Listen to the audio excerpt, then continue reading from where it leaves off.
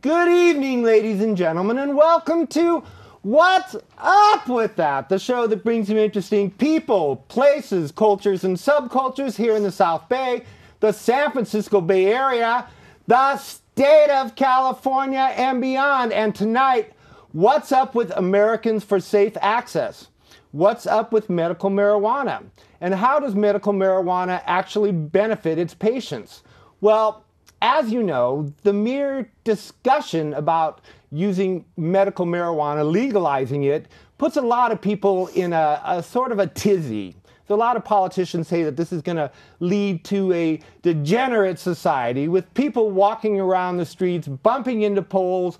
All the myths come out, and they use them for a reason. They don't want it. But remember, California, we voted to legalize medical marijuana. So what's up with that? What happened to that? Tonight we have two experts in this field, the use of medical marijuana. Please welcome from Americans for Safe Access. This is Lauren Vasquez. She is the Silicon Valley Director for Americans for Safe Access. What's up, Lauren? How are you? And Daniel Hovland, is that correct? Yeah. He is the Communications Chair for Americans for Safe Access. Welcome. What's up with that? Let's get going. So what is the mission of Americans for Safe Access? The mission of our chapter is to work to protect the rights of medical cannabis patients and providers here in the South Bay and make sure that there is safe access here locally for patients who need medicine. And how's that going? It's going pretty well. Do you have support from most of the politicians? Is it? It varies city by city and Okay. council by council, but most of the cities in the South Bay, the leaders understand that they need to provide for the safety and health of their residents, and they have people in their communities that need safe access to medical cannabis. And so support is definitely growing among the leaders of the Silicon Valley cities. But every now and then, I'm sure you get the one or the two that... There are definitely some city leaders that have a NIMBY attitude. You know, it's okay, but not in my backyard. Right. It's okay for the other cities, San Jose or Berkeley, San Francisco, but, you know, not Los Gatos or Right, yeah.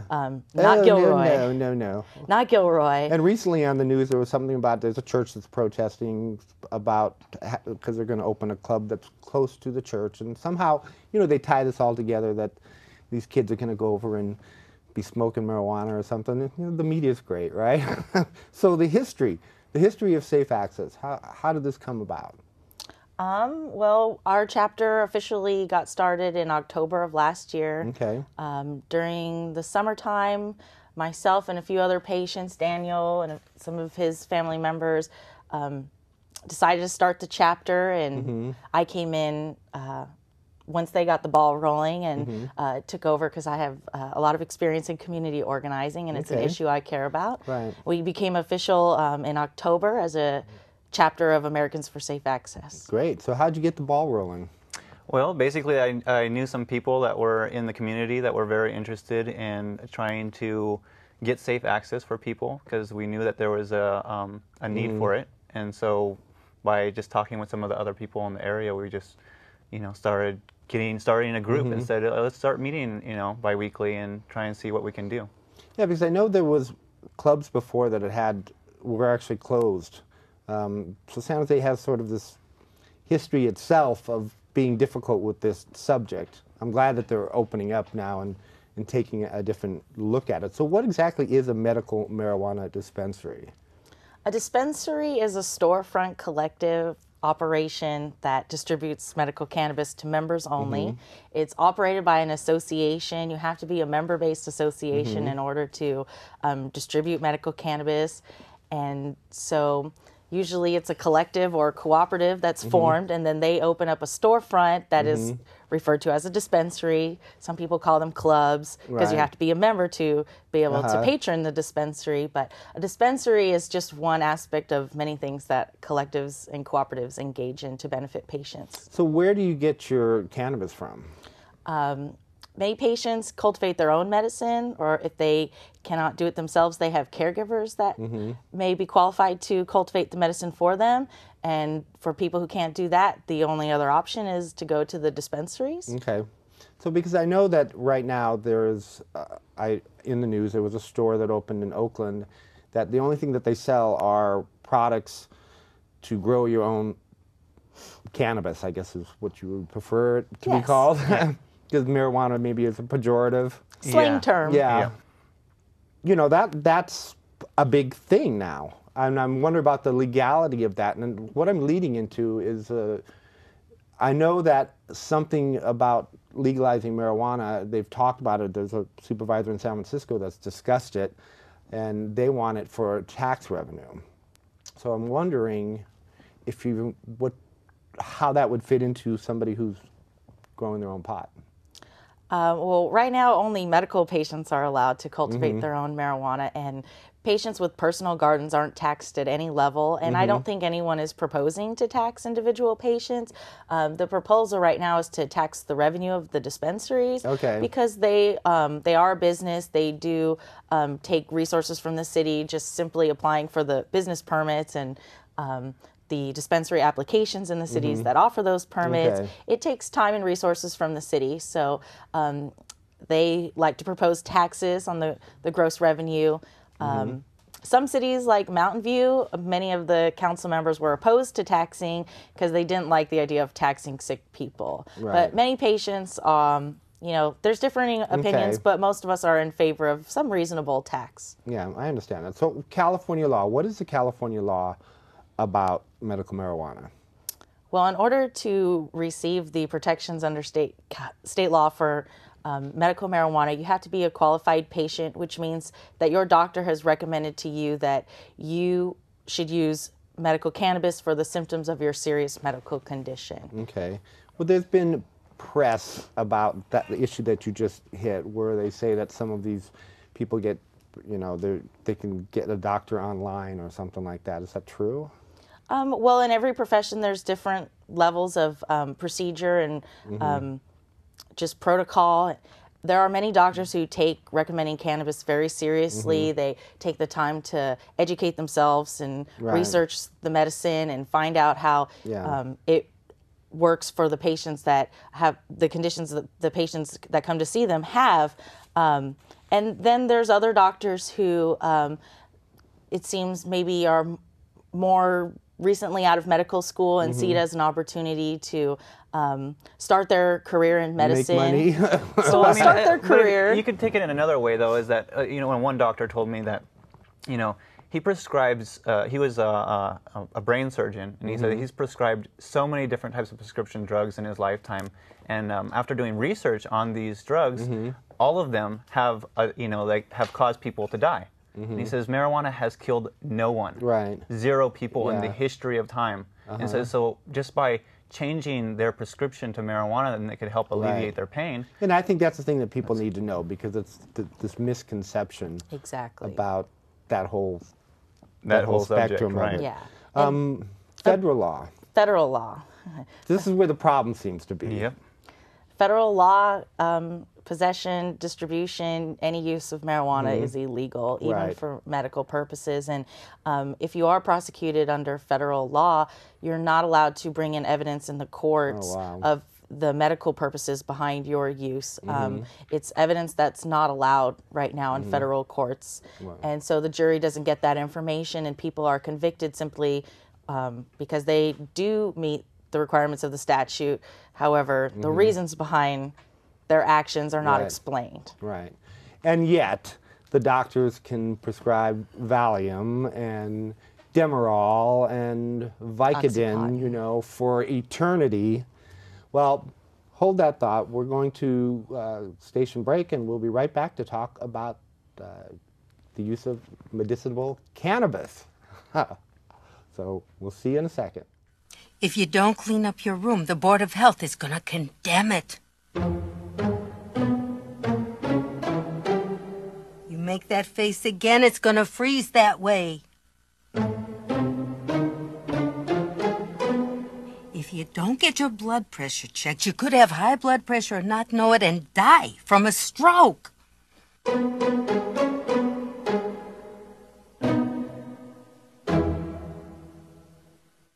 Hi, we're back here with Americans for Safe Access, and we're discussing the use of medicinal cannabis. And what I'd like to ask either of you is, what's the most common misunderstanding about medical cannabis use?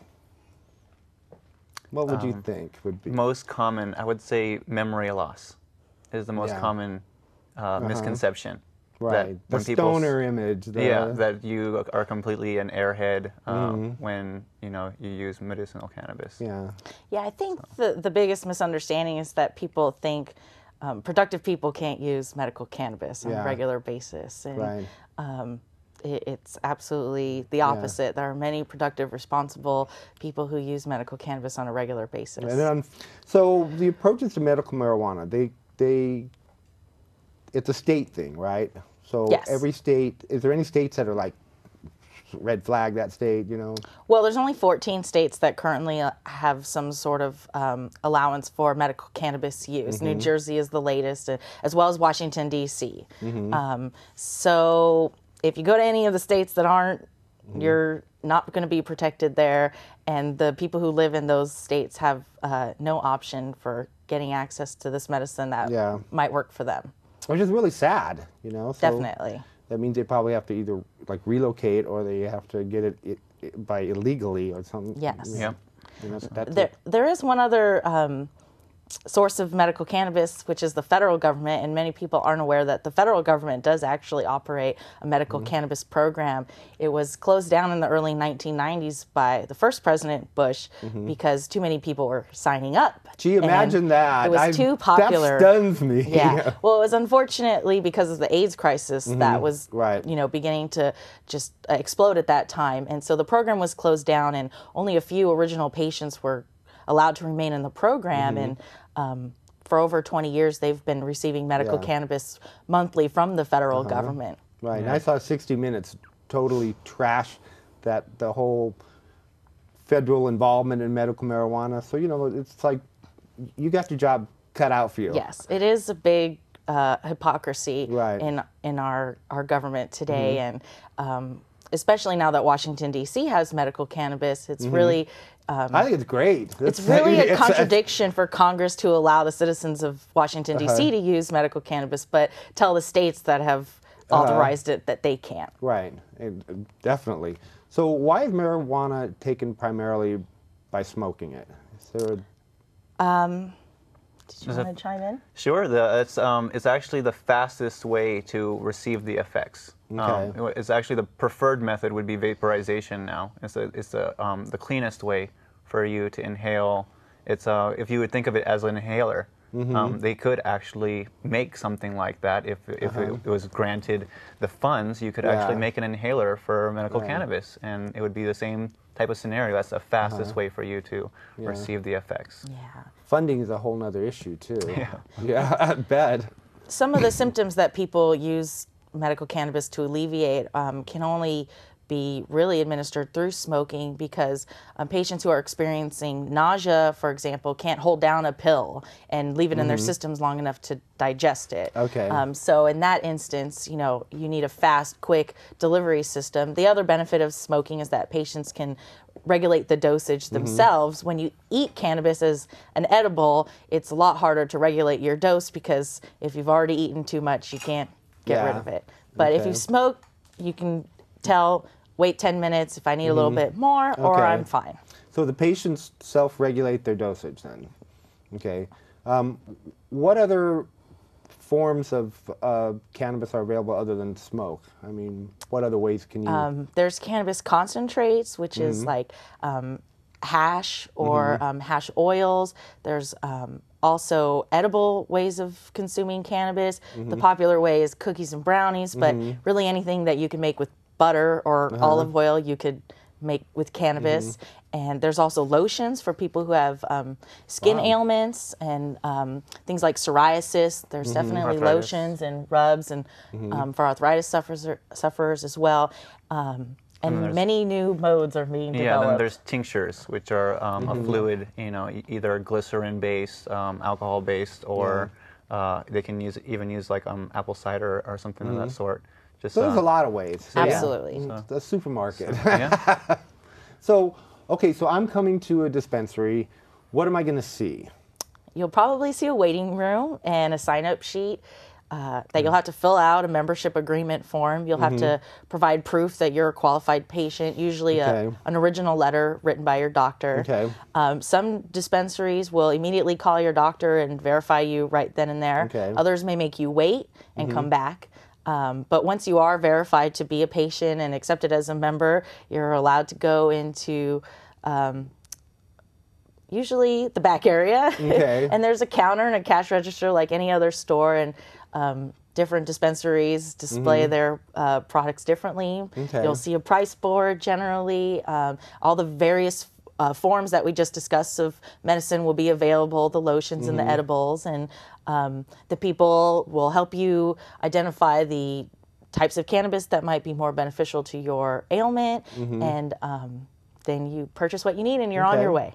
All right. And do the patients kind of worry sometimes that there might be police presence outside, or is that confidentiality issue a big thing? I've never had an issue with that. Well, that's good. I haven't good. really heard Hopefully that not, concern. right? Hopefully not, exactly. So there's been recent research, very recent research, that talks about the benefits of medicinal cannabis. Why don't you tell me about that? Yes, the Center for Medicinal Cannabis Research, centered at UC San Diego, published a study that was really a review of a bunch of studies done throughout the University of California system, and they did clinical trials with smoked cannabis that was provided by NIDA, and it was the first study in over 20 years that looked at the beneficial effects of cannabis instead of the harms. And what they found is that it definitely provides relief for people suffering from neuropathic pain, which is pain that people suffer because of damage to their nerve endings or brain injury. It's not pain that's actually being stimulated by an outside source. It's your receptors are misfiring, and cannabis helps to relieve that pain. That's a very painful kind of absolutely, pain. Absolutely. And then it also helps to relieve muscle spasticity in patients suffering from multiple sclerosis. And previously, the options that multiple sclerosis patients haven't been that effective, and cannabis shows signs that it could benefit many patients who haven't had relief before. And AIDS. Absolutely. There are a lot of different elements of AIDS and HIV that are benefited from cannabis, from the neuropathic pain caused by the disease, the loss of appetite, the nausea caused by the other medications that patients have to take, and help with sleep. Absolutely. So how do you deal with people who come to the dispensary who are not patients? I mean, do people, I would assume people probably try to show up.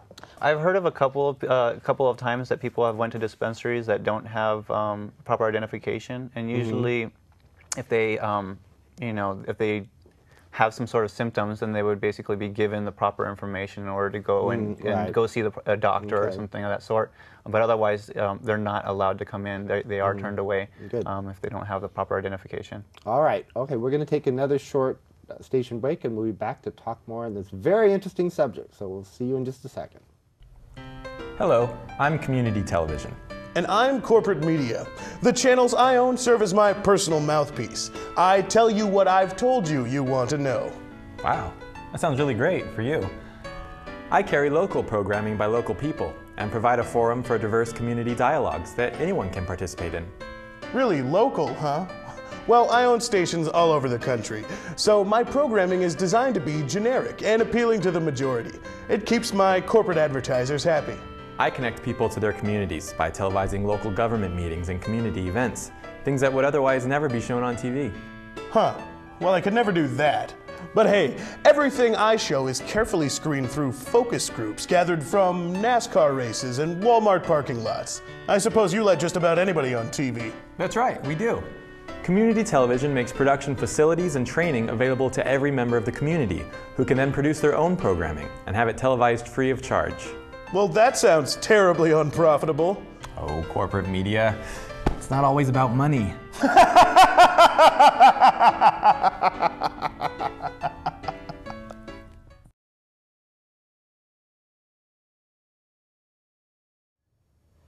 Hi, welcome back. We're here with Americans for Safe Access. We're discussing the use of medicinal cannabis, and we've had a very interesting conversation up to this point. It's been very informative, and I think we're clearing the air on a lot of misconceptions about this particular subject.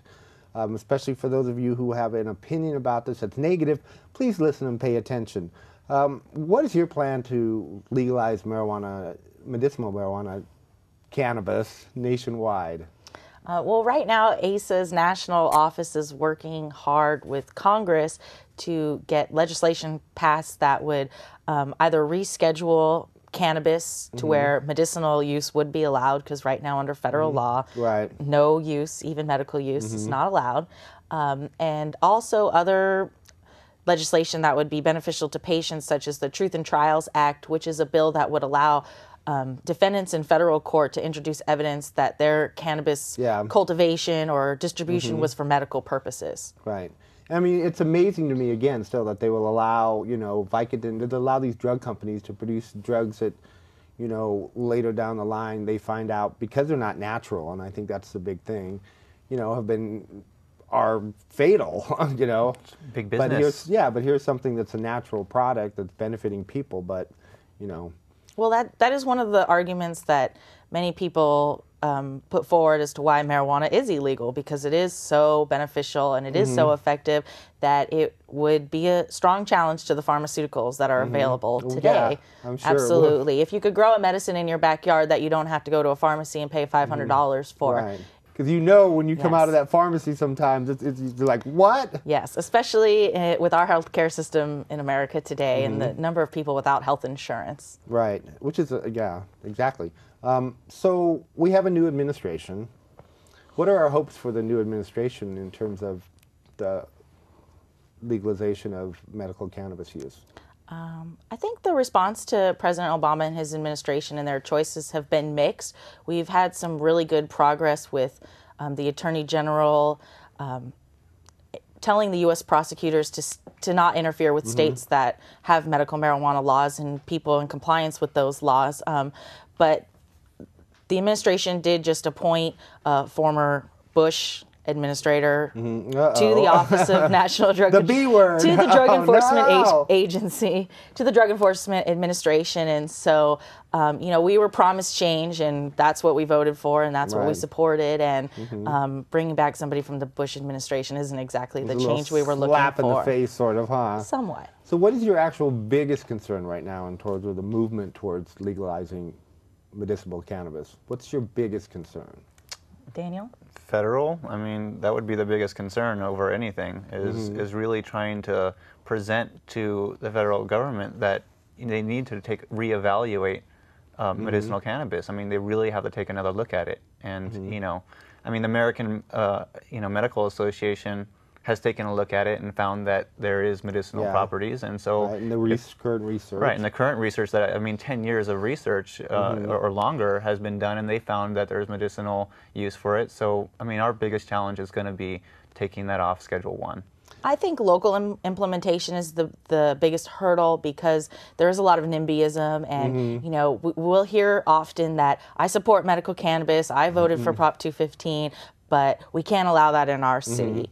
And it's really based upon fear and misperception that dispensaries bring crime and other community blight, when the evidence is to the contrary. And dispensaries have heavy security. They try to be responsible members of their community. They have good neighbor practices, and often the dispensaries will improve the neighborhood rather than bring them down. And just getting that message out and stopping the fear is probably the biggest impediment right now. Right, but remember that when people have an agenda, which a lot of these particular senators and whatever have, you know, I'm just thinking of like a Southern senator. I can just imagine what they would be saying, you know, in front of the Congress. What about the children? What about the children? Usually what it comes down to. You know, we're going to raise a whole generation of... But that in itself is another, you know, misconception, because, you know, dispensaries check IDs and drug dealers do not. Right. So kids can get drugs from a drug dealer. If they didn't have dispensaries, where might they be getting it? Exactly. And that's putting themselves in harm. And patients don't want to have to go to dark, shady places or meet with unsavory characters or Exactly, especially if they're ill. Exactly. You know, they're not in the position to be having to worry about that. That's why ACE's founder, Steph Scher, started this organization because of the situation she was put in as a patient and trying to get access to her medicine. And so that is the mission of our organization, is to make sure patients don't have to put themselves in harm's way just to get medicine. Yeah, well, nobody should have No to, one. you know, that. So we have an economic crisis right now. Is this affecting the clubs? Not that I know of. I seriously think that, in my opinion, I should say, that they will help generate revenue for the nation if done properly, taxed properly. Yeah. Right now, the dispensaries, they're not lacking for patients needing medicine. Patients always need medicine. It's a priority in their budget, so they'll always make sure that they can come in and get their medicine. But what has been happening is, because of the economic downturn, a lot of landlords are really excited about having the opportunity to have a business to rent to, and some downtown neighborhoods. So now's the time, right? Yeah, take advantage of dispensaries bring business to the neighborhood just by the fact that they bring people. So if you're the pizza parlor next door to the dispensary, or even just the corner store, your foot traffic in your business is going to pick up because just more people are being drawn to the area. Right. And so it can help communities, definitely. And then if you tax the sales, the revenue goes to the city and can be used for any number of purposes. So safe access. So what do they exactly do then? When are they involved with the dispensaries at all, or do they set up a protection for them? Is it a legal representation? Americans for Safe Access lobbies and litigates cases that will benefit dispensaries. Right now, there's a case versus the city of Anaheim because they chose to ban dispensaries, and ASA has joined in as counsel on that case, and ASA also writes amicus briefs and contributes to other litigation that in general helps dispensaries, but they don't represent specific dispensaries in any legal actions. All right, well, that's all the time we have for What's Up With That. Thank you so much for coming on. Well, thank you. As always, to my viewing audience, when you're walking down the street and you see something interesting and you wonder to yourself, hey, what's up with that? Well, tune into our show, What's Up With That, and maybe you'll find exactly what you're looking for. We'll see you next week on What's Up With That. Good night, everybody.